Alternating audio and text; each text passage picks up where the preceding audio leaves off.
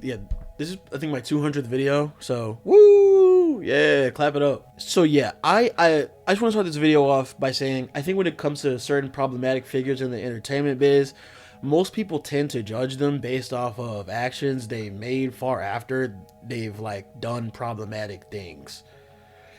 Now, for the case of Tory Lanez, I'm not the most educated on his, growing up background or criminal history or whatever the hell he's done in his life, but I do know that, well before he caught heat for the Megan Thee Stallion situation, there was a particular fan base that I was involved with that already didn't like fuck with him. And not many people knew about it because this wasn't like a fan base for like a super popular artist. And it didn't really go past the internet, at least the altercation that he had with this artist. Now, in my eyes, this is pretty much the start of him having problematic behavior.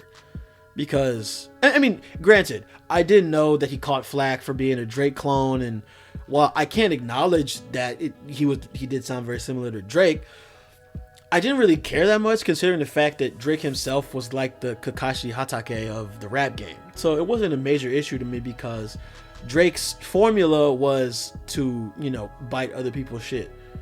Because OG Drake was, the guy that floats into the kitchen while he smells pie. So if you're copying that guy, it's like not the most horrific culture vulture practice to me. But, it did establish a sort of guideline that, I'll expand upon a bit later. So here I am, a 15-year-old kid who was watching nerdy shit on YouTube for a couple years now. And at the time, I really liked Dash EXP. I started watching Berleezy when he was doing his skits. I was watching like old Jinx and I'm Dante reaction videos like back in the early days. And on the flip side, I would watch like H3H3, Filthy Frank, niggas who would like hate on that shit. But that was another side of YouTube. When I was in middle school, I really liked Epic Rap Battles of History and another channel named Infinite Source that did video game rap battles. Funny enough, I recently collabed with a dude named Mir Blackwell, who's friends with a dude named Cam Steady, who also used to do video game rap battles. So, real full circle moment for me. But amidst all this nerd heaven that I encountered during my early days of YouTube watching, I came across a channel that soon will become my favorite channel at the time, and, one of my favorite channels ever. And it was a rapper named 6 Seconds. VI, like Roman numerals 6 and then seconds.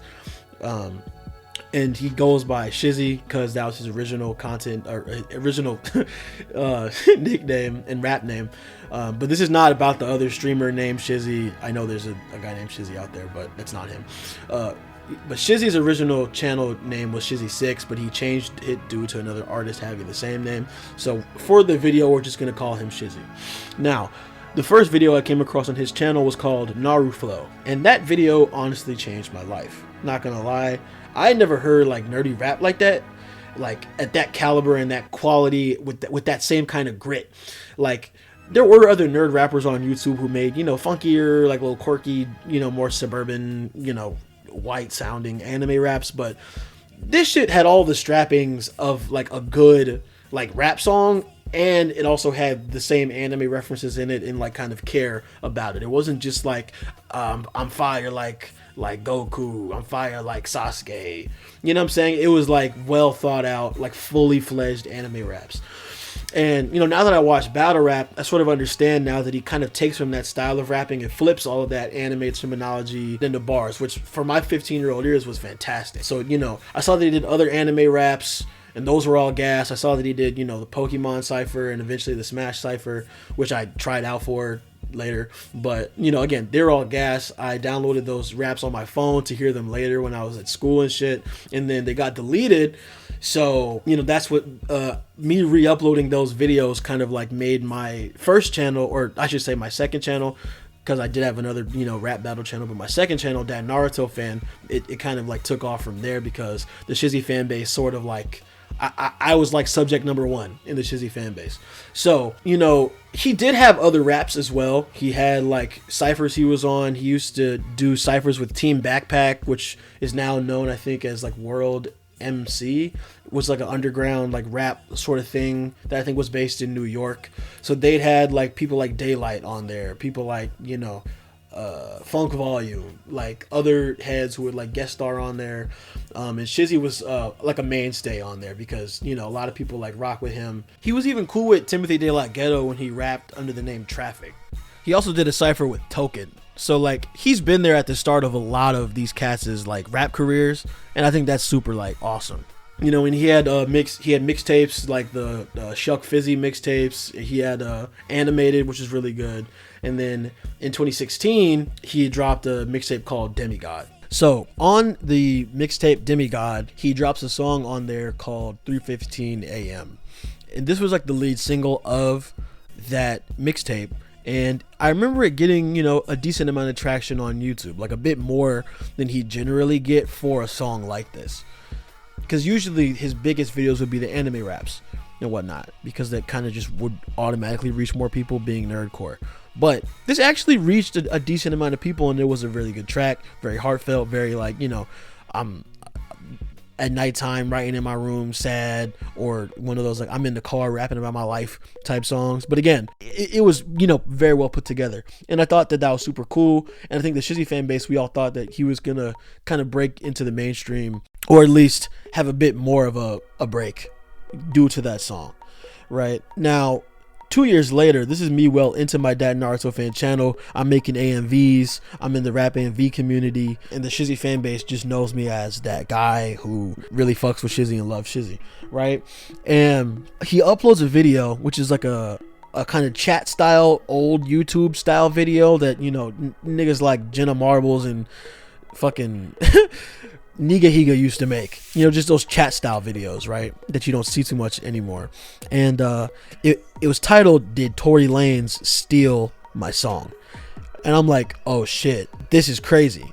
Because I'm in my head, I'm like, okay, yeah, maybe this will be his big break, because like if he's getting noticed by people like Tory Lanez in the industry, it's gonna be good, because it's a genuine like complaint. Like if someone steals your song, that's taboo for rappers. And again, Tory Lanez is not even a rapper; he's an R&B singer that raps sometimes. So in the video, he plays the first couple seconds of his song into his verse, and you know the beat plays, and then his verse starts off with, "I think it's funny how several hate, then say they don't," or something like that. And then on Tory Lanez's song, the exact same sample is used, and then the opening line is, "It's kind of funny how niggas live in a," right? So it's like basically the same tone, right? And essentially the same opening line and the same sample. So now it's like, okay, did he really steal it? Because the Shizzy fan base were like, right with that. You know what I'm saying? That's enough for us. Looking back on it now, it's kind of a nothing burger. But at the time, it was like, yeah, he probably did take that fucking song. You know what I'm saying? So, and again, it was a very common sample. Like I used to hear it on type beats all the time. You just had to be around to really like know that. Again, it was one of those like, like just rapping in your car type samples. So, you know, this kind of spirals into a whole kind of like mini fiasco where Tory didn't really even acknowledge the track. He was more so doing damage control, but he was like DMing Shizzy on Instagram. And you know, Shizzy's like, all right, fuck that, I'm gonna drop a diss track. And he drops a diss track on Tory Lanez titled Fargo, which has, you know, been since deleted. You can find it on YouTube. Someone re-uploaded it. And you know, the Shizzy fan base really did push this issue, and it even got, you know, to Tory Lanez, and Tory Lanez is like, I don't know who you are. I think this was, he reacted in like a video. He's like, I don't know who you are, you just clout chasing, etc. So then Tory makes that video, and the DJ Academics chimes in, because, you know, he always jumps in to defend his faves, and again, parroting those same points, like, oh yeah, you're a clout chaser, you're this and that, you know, you're worthless, etc. You know, you don't mean shit, right? All these really like hurtful extra things he didn't even need to say, because it's like the songs weren't that different in order to warrant a response like that. You know what I'm saying? So I was already like, you know, I didn't fuck with Academics, so it was already like in the Shizzy fan base, like fuck Tory, fuck Academics, and that was kind of what we had rolled with at the time. So, you know, the issue was covered by a couple channels. Dama's Live News, I remember, uploaded something. And I also remember Anthony Fantano actually came across this. Now, Anthony, this is a very important piece of information, because the Fantano fan base was a lot more neutral about it. Dom is live as well, but specifically Fantano, because they weren't like, oh, this guy's a clout chaser, because the songs, again, they sound very similar. So, after this happened, the Shizzy fan base was like, okay, maybe he's gonna finally get his clout off of this. People are gonna expose Tory Lanez, but no, nothing happened. He even got a Genius interview for that song that he ripped from Shizzy. So, it was pretty disappointing, but we had to let things bygones be bygones. So, fast forward a year later, Tory Lanez and Joyner Lucas get into a diss battle where they exchange diss tracks, like one's titled like I'm not Joyner Lucas, I'm not Tory Lanez, kind of like etc. Right? And it was cool. You can even argue that Tory Lanez won because it was very evenly matched. Even Shizzy gave Tory credit in that battle, which is very noble of him to do. But two other rappers then sort of used that battle to like kind of get some attention on themselves. So a rapper named Don Q hops in and is like, I'm not Tory Lanez or Joyner Lucas. So he kind of like headcanons himself into this diss battle that's going on. And then a fourth rapper jumps into the fray by the name of Dax. So, well, I can't even call him a rapper anymore. I think he's identifies as a country singer.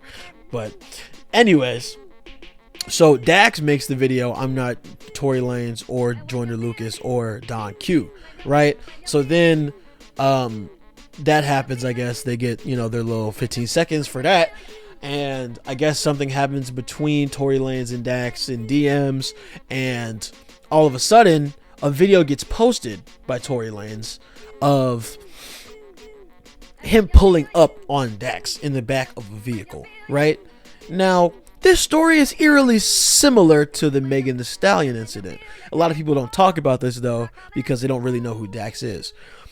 And the interesting thing about, both characters, Dax and Tory Lanez, it's that they've kind of not been seen as the best guys ever in terms of like their personality. So, but the fact that they clashed was very interesting because you can see the fear in Dax's eyes in this video. He just randomly pulled up on Dax in the street. Now, I guess I don't know what went down between them after the diss tracks dropped, but Dax was making it clear in that video that it was just rap, it was just hip hop, it was just braggadocio, I'm better than you as a rapper shit. It wasn't no real beef shit. I don't want no problems with you, like for real. Like, but then Tory Lanez was kind of screaming at him, like apologize, like barking at him, right? Apologize, right?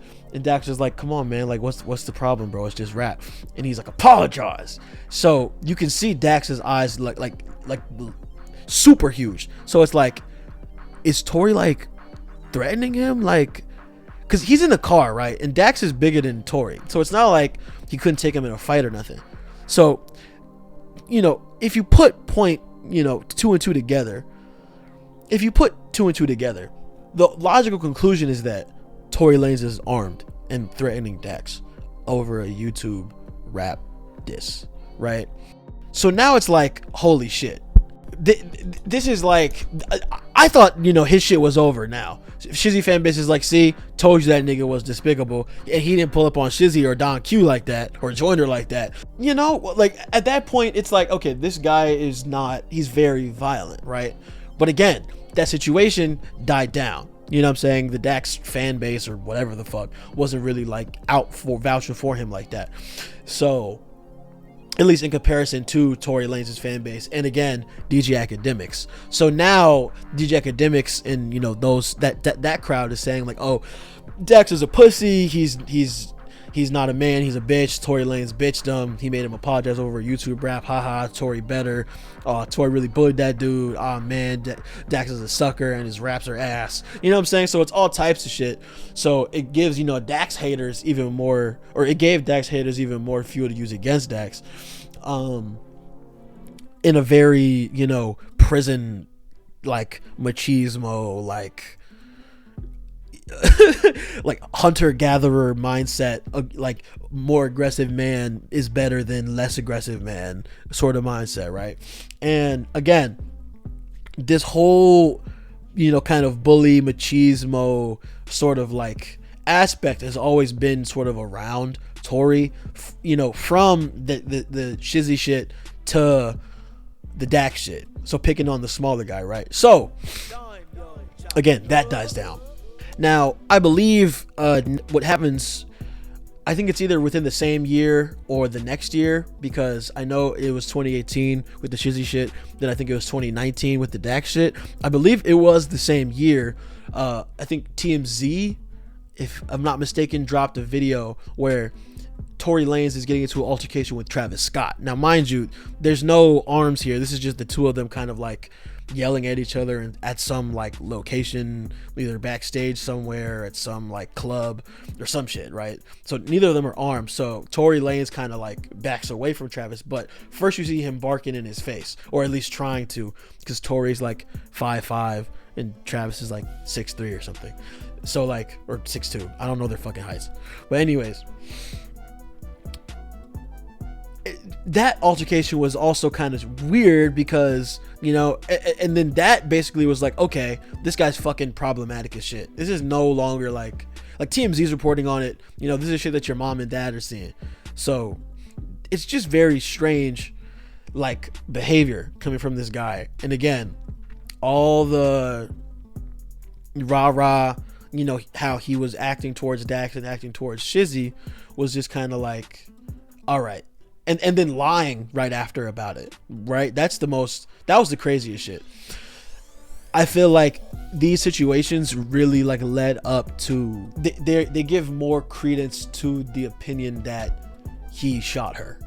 Now, whether or not you believe that he shot her is fine. I'm not here to like argue the facts on it, because again, there are situations like that happen every single day, and they don't have half the amount of evidence or people involved as Tory Lanez and Megan Thee Stallion, right?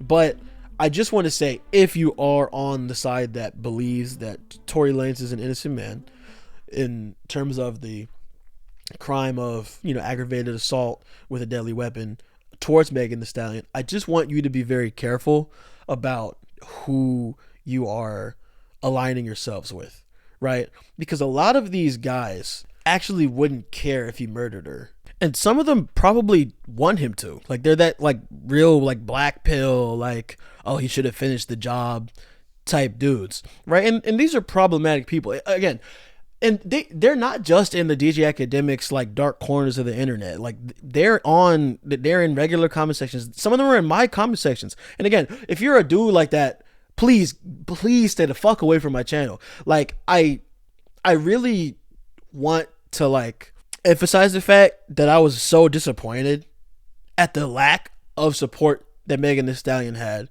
like, on the ground. Like, not just in media, like, just people I talk to day to day. Oh, I don't think he did it. Oh, nah, free Tory. Like, I know niggas who say free Tory, and it's like disheartening. Like, very disheartening. I remember one of the only, at the time, of the event happening, she explains the story as, I didn't want to get him in trouble because of the George Floyd shit that was going on. And a lot of women, namely black women, of course, not just in her fan base, understand that, because they don't want to see a black man die in front of them or get, Swiss cheesed by some white cops. Because, like, it's a deeper pain that they'd feel than being shot by a black man, which really says something, and says something about Megan's character. Because, fuck the friend, fuck all that bullshit that they was doing, right? Who gives a fuck? Like, the fact that she protected him in that situation, like, in my opinion, she protected him more than anybody in her fan base did. Like, or anybody in his fan base did, I should say. Like, all the people saying, oh, it's a conspiracy theory, Rock Nation, and they want to tear down a black man. If she wanted a black man torn down, she would have just told the cops he shot her, and probably then some.